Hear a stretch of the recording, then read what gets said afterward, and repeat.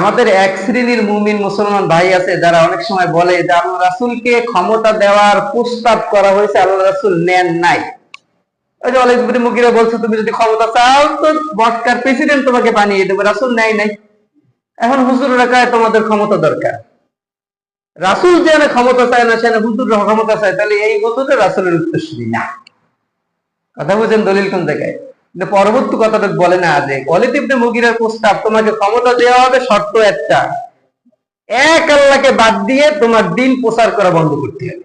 এইটুকার বলে না, বলে ইতিহাস এটা টাইনে নিয়ে এসে বলে এই দেখেন ওয়ালিদ ইবনে মুগীরা, আবু জাহেল, উতবা সাহেবা বলছে তোমাকে ক্ষমতা দেই, আর আল্লাহ রাসূল বলছে না আমি তোমাদের এই ক্ষমতা কি নেব না। আর হুজুররা এখন খাইয়ে দিয়ে কাম নেই কাজ নেই, 2 দিন পর পর রাস্তাঘাটে নামে আন্দোলন মিছিল এগুলো করে, রাষ্ট্রীয় ক্ষমতা ইসলাম চাই। যুক্তি কি যুক্তি?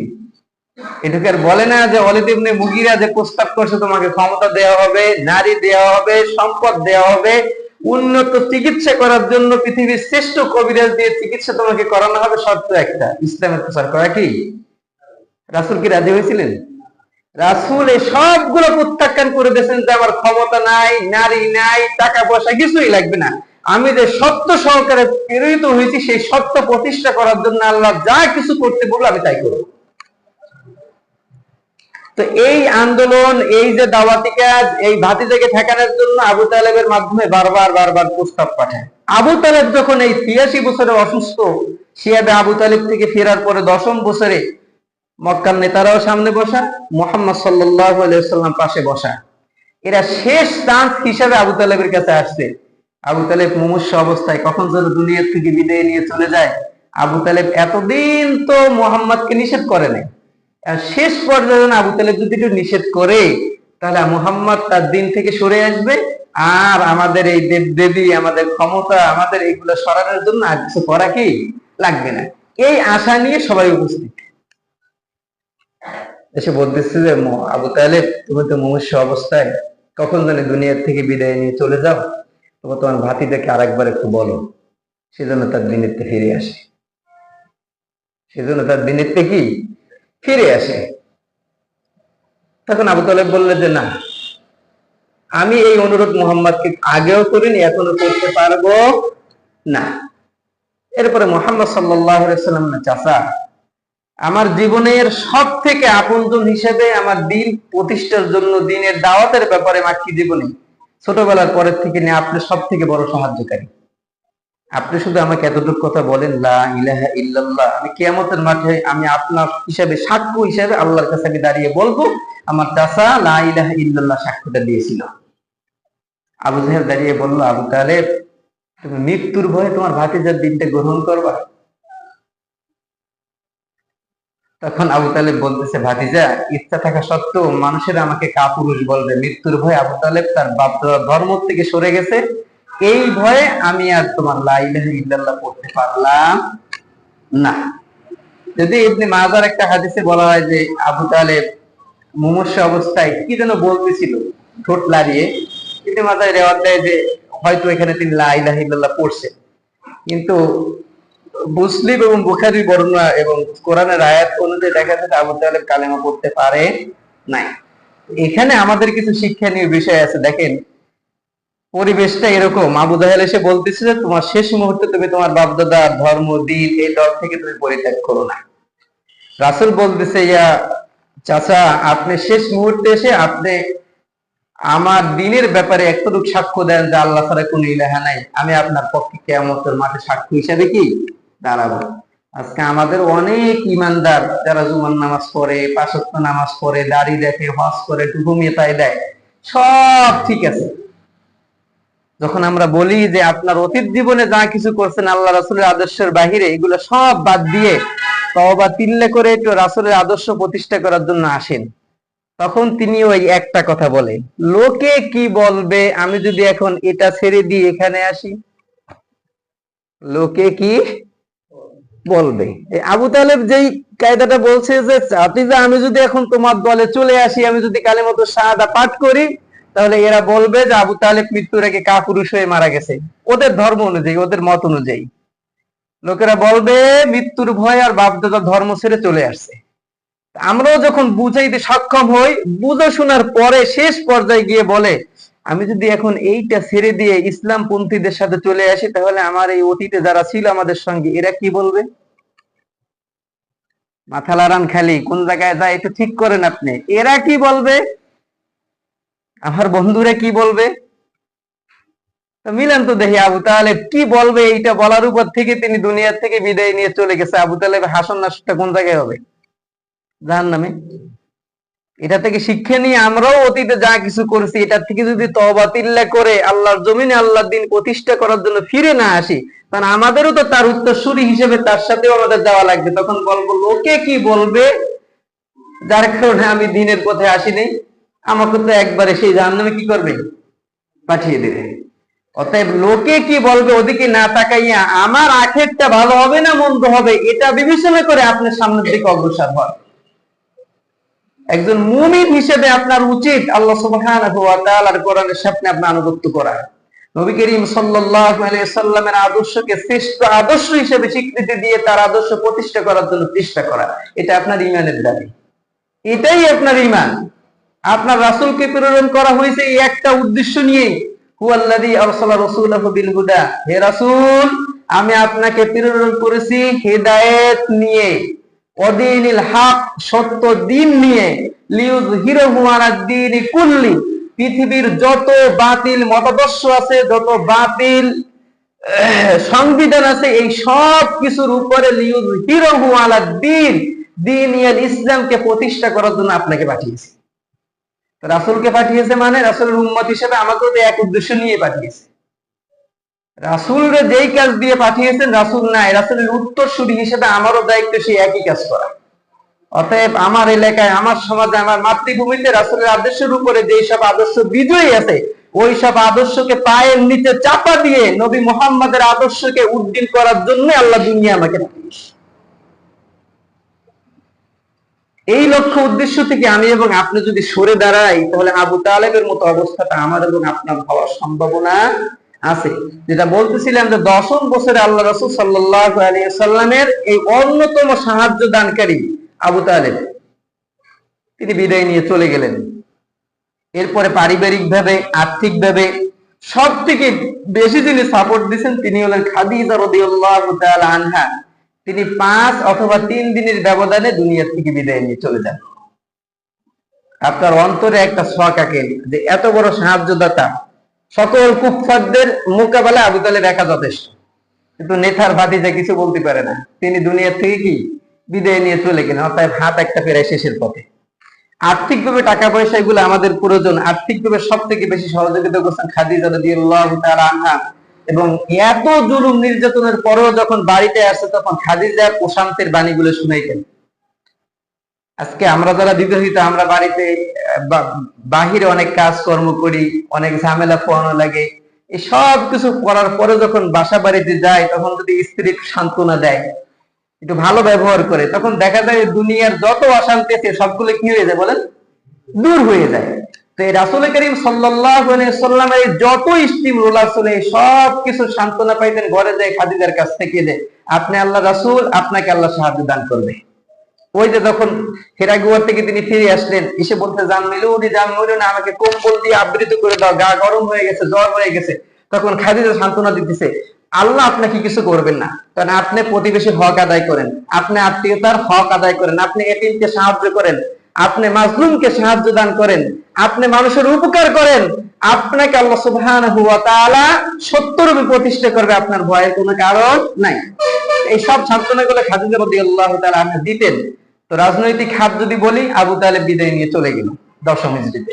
যদি অর্থনৈতিক সাপোর্ট করতে বলি খাদিজা রাদিয়াল্লাহু তাআলা আনহাকে, তিনিও 10ম হিজরিতে 3 অথবা 5 দিন, আরেকটা রেওয়াতে আছে প্রায় 30 দিনের মতো, যেটাই হোক এই ব্যবধানে দুনিয়া থেকে বিদায় নিয়ে চলে গেলেন। তাহলে বলেন লোকটা মানসিকভাবে কি স্থির না একটু ক্ষতিগ্রস্ত? মেলা ক্ষতিগ্রস্ত না? এমন একটা পরিস্থিতির মধ্যে আল্লাহ রাসূল সাল্লাল্লাহু আলাইহি ওয়াসাল্লাম তায়েফ গেলেন দাওয়াত দিতে, তায়েফ থেকে আবার ফিরে আসলেন। লম্বা ইতিহাস, যেটা বলতেছিলাম 10ম হিজরিতে আল্লাহ রাসূল সাল্লাল্লাহু আলাইহি ওয়াসাল্লামের এরকম ভারাক্রান্ত দুঃখের যে বছর আমুল হুজুন, এই বছরটা আল্লাহ সুবহানাহু ওয়া তাআলা তার হাবিবকে সান্ত্বনা দেওয়ার জন্য, আত্মাধিক শক্তি দান করার জন্য মদিনায় রাষ্ট্র কায়েম করে ইসলামের বাণী পৃথিবীর প্রত্যেকটা প্রান্তে প্রান্তে পৌঁছিয়ে দেওয়ার জন্য একটা প্রশিক্ষণের জন্য আল্লাহ সুবহানাহু ওয়া তাআলা মিরাজে নিয়ে গেলেন। কোথায় নিয়ে গেলেন? মিরাজে নিয়ে গেলেন। 10ম হিজরিতে, আমরা যদি ইখতিলাফ গুলো বাদ দিয়ে একটা বলি, 10ম হিজরি রজব মাসে 27 তারিখে আল্লাহ সুবহানাহু ওয়া তাআলার হাবিব, দুইটা রিওয়ায়াত পাওয়া যায়। এক শহীদ দিক থেকে যদি বলি, সেই রিওয়ায়াতটা হলো কাবার চত্বরে তিনি ঘুমিয়েছিলেন।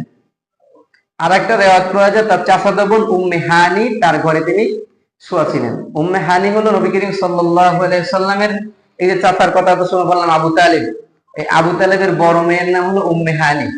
বড় মেয়ের নাম কি? উম্মে হানি।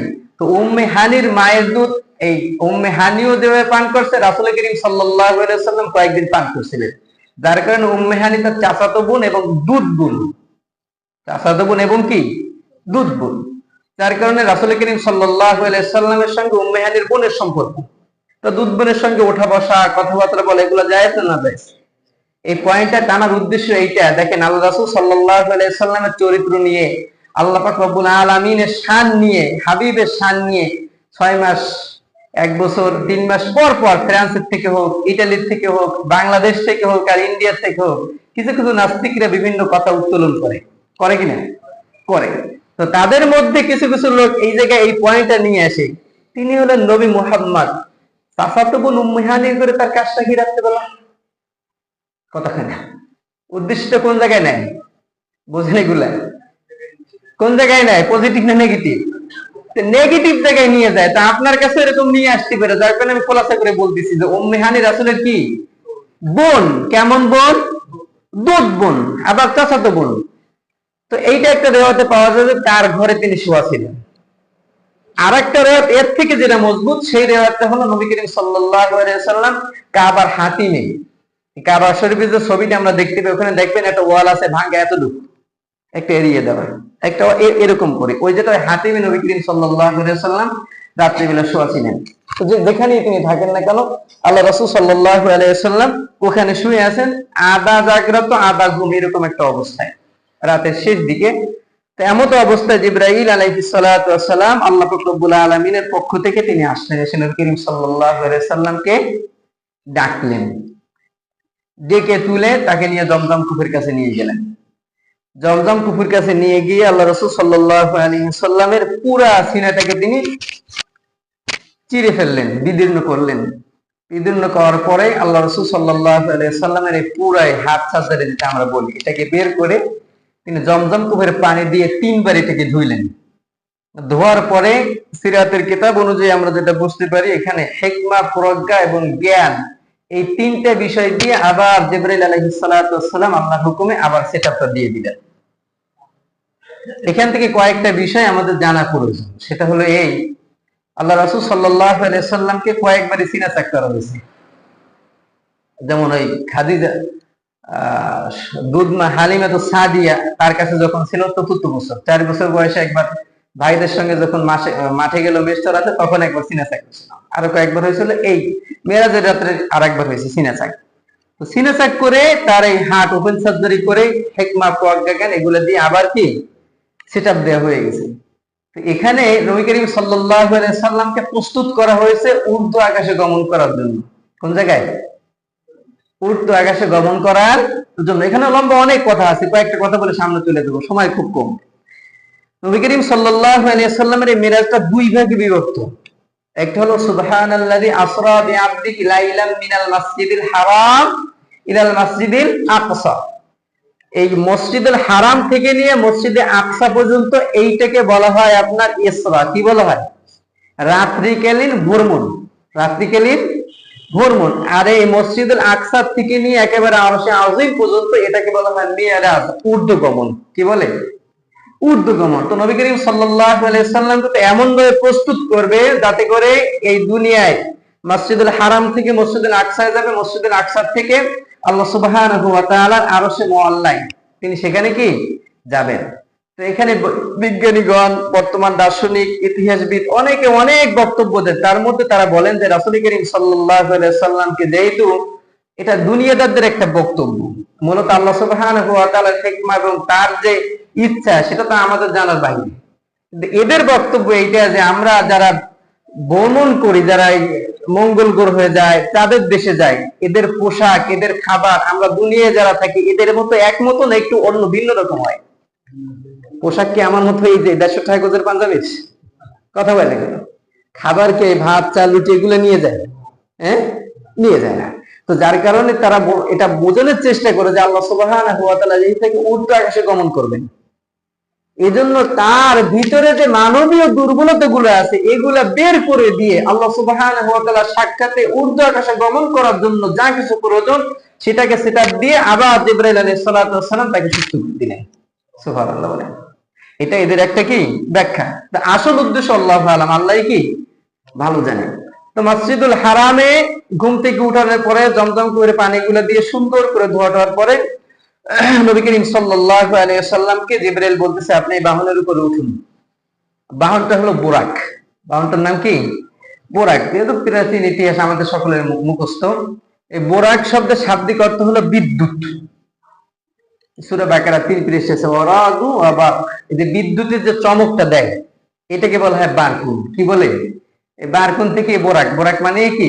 বিদ্যুৎ। মানে এর চলন গতিটা ছিল বিদ্যুতের গতি সম্পন্ন, যার কারণে বলা হয় এটা কি বোরাক, বিদ্যুতের গতি সম্পন্ন একটা যান। এটা সাইজ সম্পর্কে ইতিহাসের কিতাবে বলে যেটা আপনার খচ্চরের থেকে একটু ছোট কিন্তু গাধার থেকে একটু লম্বা।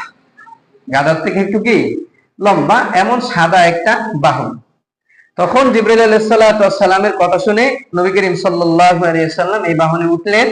বাহনে উঠে তারা রওনা করলেন। কিছুদূর যাওয়ার পরে তিনি দেখতেছেন যে খেজুর গাছ বিশিষ্ট একটা মরুভূমি। এখানে জিবরাইল বললেন বোরাক তুমি থামো। থামার পরে নবী করিম সাল্লাল্লাহু আলাইহি ওয়াসাল্লামকে বললেন আপনি এখানে 2 রাকাত নামাজ পড়ুন। রাসূল 2 রাকাত নামাজ পড়ার পরে জিবরাইল বলতেছে এইটা হলো আপনার হিজরতের স্থান, ইয়াসরিব। হিজরতের স্থান, এখানে আপনাকে হিজরত করে আসতে হবে, মক্কা ছেড়ে এখানে আপনার আসা লাগবে। এটার নাম ইয়াসরিব, মানে মদিনার পূর্বের যে নাম ছিল, এখন তো মদিনাতুল মুনাওয়ারা, মদিনাতুর রাসূল, এর আগের নাম ছিল ইয়াসরিব। তো এখানে নামলেন, 2 রাকাত নামাজ পড়লেন, এরপরে আবার রওনা করলেন। কিছুদূর যাওয়ার পরে ওখানে আবার থামলেন। সেই জায়গাটা হলো আপনার বেতেল হিল। এই জায়গাটা হলো ঈসা আলাইহিস সালাতু ওয়াস সালামের জন্মস্থান। এখানে 2 রাকাত নামাজ পড়লেন, এরপরে আবার বোরাক নিয়ে রওনা হলেন। বোরাক নিয়ে কিছুদূর যাওয়ার পরে তারা বাইতুল মাকদিস, মসজিদুল আকসা, জেরুজালেমে যেটা নিয়ে ইহুদি খ্রিস্টানদের সাথে মুসলমানদের সাথে যুদ্ধ সেই আদিকাল থেকে এখনো আছে। ইমাম মাহদী আসার আগ পর্যন্ত এই যুদ্ধ কি চলতে থাকবে। যে মসজিদ নিয়ে অনেক যুদ্ধ হয়েছে, এখনো আছে, ভবিষ্যতেও কি থাকবে। এই মসজিদুল আকসা পর্যন্ত তিনি আসলেন। মসজিদে আকসা আসার পরে তিনি মসজিদের আকসার পাশে একটা কড়া আছে, এই কড়ায় তিনি বোরাকটাকে বেঁধে মসজিদের ভিতরে প্রবেশ করলেন। মসজিদের ভিতরে প্রবেশ করার পরে এখানে 2টা ইখতিলাফ আমরা দেখতে পাই। কিছু কিছু মুহাদ্দিসিন কিরাম, ইতিহাসবিদেরা বলেন যে নবী করিম সাল্লাল্লাহু আলাইহি ওয়াসাল্লাম মসজিদুল আকসায় যে সমাবেশ করেছিলেন আম্বিয়া কিরামদেরকে নিয়ে, এইটা ছিল সালাতুল ফজরের সময়। এটা যদি আমরা ধরি তাহলে রাসূলের মিশন শেষ করে আসার সালাত হবে ফজর। আর যদি শুরু ধরি তাহলে সেটা রাত্রে তাহাজ্জুদ হতে পারে 2 রাকাত। এটা তাদের একটা বক্তব্য। তো এখানে নবী করিম সাল্লাল্লাহু আলাইহি ওয়াসাল্লাম মসজিদের আকসার ভিতরে প্রবেশ করলেন এবং জিবরাইল আলাইহিস সালাতু ওয়াস সালামের ইকামতের মাধ্যমে তিনি 2 রাকাত নামাজ পড়াইলেন। নামাজ পড়ানোর পরে তিনি এই মসজিদুল আকসা থেকে ঊর্ধ্ব আকাশে গমন করবেন। এখানে বেশ কিছু প্রশ্ন যে আল্লাহ রাসূল সাল্লাল্লাহু আলাইহি ওয়াসাল্লাম কে আল্লাহ পাক রব্বুল আলামিন তো যে কাবা, আমরা বাইতুল্লাহ যেটার দিকে ফিরে আমরা সালাত আদায় করি, যে কাবায় হজ করতে যাই, এই কাবার থেকে তিনি তো ঊর্ধ্ব আকাশে নিতে পারবেন। কাবার থেকে না নিয়ে তিনি মসজিদুল আকসা, মদিনা থেকে, মক্কা থেকে মদিনার দূরত্ব প্রায় 40 মানজিল। কত মানজিল? 40 মানজিল। এই মানজিলটা ধরা হয় আপনার তৎকালীন সময় সিস্টেমটা ছিল আপনার, আমরা যে মাইল হিসাব করি বর্তমানে, এরকম 15 মাইলই 1 মানজিল। আর তাদের আরাবিয়ান মাইল আর আমাদের এই খ্রিস্টাব্দ যে মাইল, এই মাইলের পার্থক্য হলো তাদের মাইল হলো 12,000 কদম, 1 কদম 2 কদম, এরকম 12,000 কদমে তাদের হলো 1 মাইল। এরকম 15 মাইলই 1 মানজিল। এরকম 40 মানজিলের দূরত্ব হলো মক্কা থেকে মসজিদুল আকসার কি দূরত্ব। বুঝতে পারছেন বিষয়টা? 12,000 কদমে কি 1 মাইল। সেই যে মাইল, সেই মাইলের 15 মাইলই 1 মানজিল। আর এরকম 40 মানজিল দূরত্ব ছিল নবী করিম সাল্লাল্লাহু আলাইহি ওয়াসাল্লাম মক্কা থেকে মসজিদুল আকসা পর্যন্ত। তো বেশ কয়েকজন ইতিহাসবিদের বক্তব্য এবং মুহাদ্দিসিনে কেরামদের ইখতিলাফ সহজে বক্তব্য সেটা পাওয়া যায়। তারা বলেন যে আসলে মসজিদুল আকসার এইখানে আল্লাহ সুবহানাহু ওয়া তাআলার আরশের সিঁড়ি আছে। কি আছে? সিঁড়ি আছে, যার কারণে আল্লাহ সুবহানাহু ওয়া তাআলা নবী করিম সাল্লাল্লাহু আলাইহি ওয়াসাল্লামকে মসজিদুল হারাম থেকে মসজিদুল আকসা পর্যন্ত ভ্রমণ করাইছেন রাত্রিবেলায় ইসরা। এরপরে মসজিদুল আকসার এই সিঁড়ি থেকে তিনি নিয়ে গেছেন একবারে প্রথম আসমান, দ্বিতীয়, চতুর্থ, পঞ্চম, ষষ্ঠ, 8 পর্যন্ত। কথা বুঝতে পারছেন? তো এটা এদের একটা যুক্তি। এ ব্যাপারে আমরা কোন যদি দলিল চাওয়া হয় সেভাবে দলিল দেওয়া সম্ভব। তো যারা মুহাদ্দিসিন ইকরাম যারা ইজতিহাদ করেন তারা তো এগুলো নিয়ে গবেষণা করতেই থাকেন। তাদের একটা গবেষণার ফল হলো কি এইটা। আর ইজতিহাদ যারা করে তাদের গবেষণায় যদি তারা চূড়ান্ত পর্যায়ে পৌঁছাইতে পারে তাহলে 2টা নেকি দেবে। আর ইজতিহাদ করে সে চূড়ান্ত পর্যায়ে পৌঁছাতে পারেনি, তার ইজতিহাদটা ভুল ছিল, তার পাপ হবে না, সে নেকি হবে একটা। কয়টা? উদ্দেশ্য কি? সঠিকটা নির্ণয় করার জন্য। তো আমরা আজকে এই পর্যন্ত আলোচনা করলাম যে নবী করিম সাল্লাল্লাহু আলাইহি ওয়াসাল্লাম মসজিদে হারাম থেকে মসজিদে আকসা পর্যন্ত আসছেন। আগামী জমে আমরা ইনশাআল্লাহ মসজিদে আকসা থেকে এরপরে আরশে মুআল্লা পর্যন্ত আলোচনা করব ইনশাআল্লাহ।